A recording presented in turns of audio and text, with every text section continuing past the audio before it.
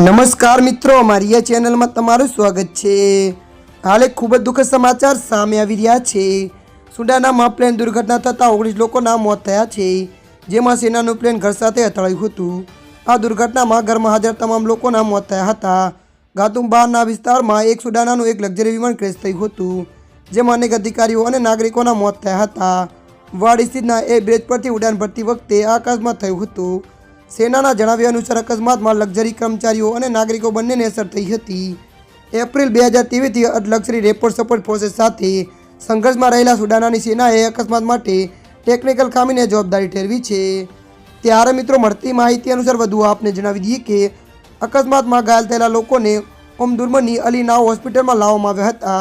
પ્રત્યક્ષદર્શીઓએ જણાવ્યું હતું કે એક શક્તિશાળી વિસ્ફોટ થયો હતો અને ઘરોને ભારે નુકસાન થયું હતું। આસપાસના વિસ્તારોમાં વીજળી પુરવઠો ખોરવાઈ ગયો હતો।